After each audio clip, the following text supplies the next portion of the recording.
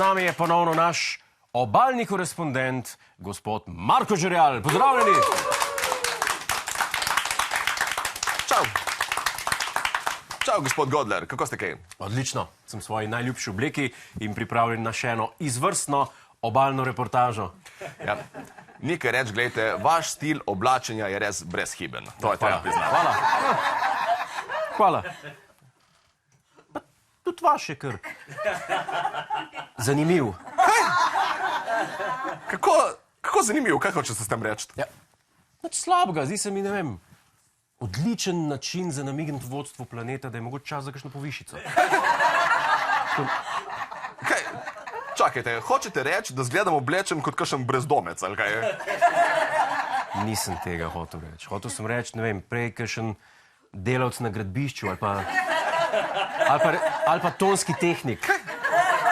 Mislim, nekdo, ki bi ga človek pričakoval za kamero, ne pred njo. Ne vem. Ta nek ruralni šarm imate, no, pristnost, pristni ste, no. Ja, super, delujem kot pristna zguba, očitno, ali kaj? Ne zguba, recimo, da imate še prostora za napredek, tako ful prostora. Dobro, dajmo pustiti te lepotne detajle, no. Dajte raješ povedati kot obalni korespondent, imate o čem novem za poročati ta teden? Ja, res imam, ker novica, na katero sem se tokrat poglobil, prihaja prav iz Kopra. Aha. En od tankajšnjih poštarjev je namreč od Pošte Slovenije prejel opozorilo pred odpovedjo. Gleda, ga poznajo. Publika pozna. A je z nami nocoj ta pošta? Poštar je prejel opozorilo pred odpovedjo zaradi načina, kako je opravljal svoje delo. Aha, mislim, kako ga je pa opravljal, da se je prislužil ta drastičen ukrep? Malomarno, nepošteno, pod vplivom alkohola?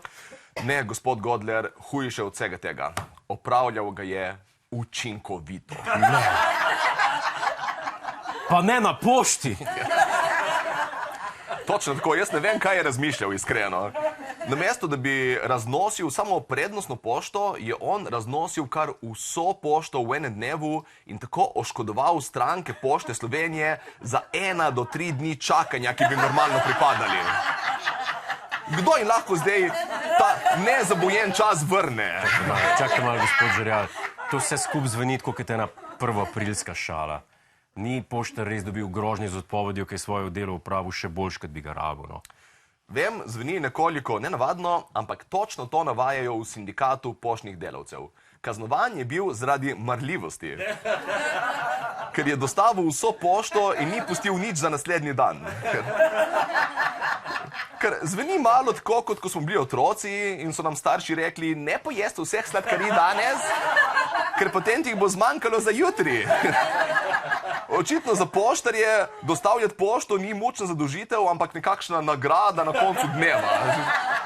Ker človek se potem malo vpraša, kaj morajo potem sicer početi čez dan, da jim vožnja po vetru in dežju predstavlja sprostitev. Se kregati z nezadovoljnimi strankami v Facebook komentarjih, ali kaj? To je pa kar neverjetno, moram priznati. To je skoraj tako, ko bi vam jaz zameril, ker ste bili v svojem prispevku preveč duhoviti, pa to meče slabo luč na ostalo oddajo. Dobro, razumem, da bi vam Luki zameril, to razumem, ampak jaz...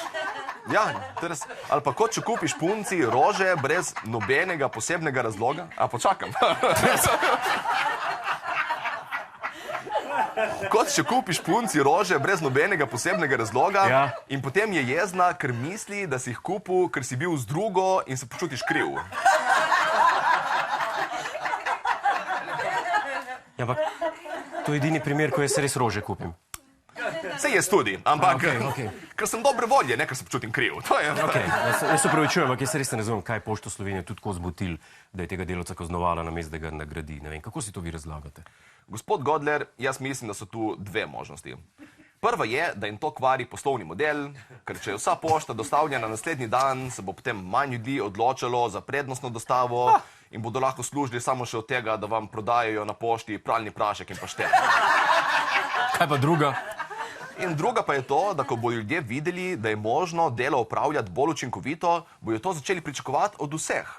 To je kar logično, da potem so imeli en malo bolj oster pogovor s tem poštarjem. Alo, ne razumeš ti, da smo mi javno podjetje? če začnemo vse delati takoj, ko bi lahko, brez dodatnega kompliciranja, to meče zelo slabo luč na Slovenske železnice, na Dars, pa da Marjanca iz občine niti ne govorimo. Kaj bo delala cel dan, če ne more ljudi pošiljati od enega okenca do drugega?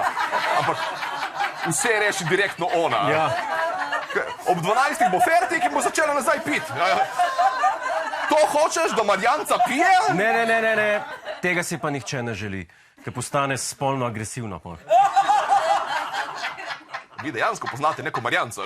Glavno, kakorkoli že, če ste kdaj pomislili, ko ste bili na pošti, to gre pa tako počasi, kot da bi načrtno zavlačevali, se mogoče sploh niste motili. Za poštarja pa moram reči, da sočustvujem z njegovo situacijo, ampak mene na njegovem mestu ne bi skrbelo, da si rabi že sedaj iskati novo službo. Zakaj pa ne? Ja, ker če mu pošljajo odpoved po pošti, bo svojo trenutno službo še kar nekaj časa imel. Ok, hvala lepa, gospod Žerjav.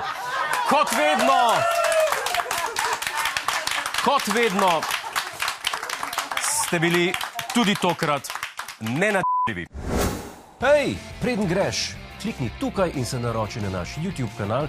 Imamo pa tudi TikTok, Instagram in Facebook, tako da le urno.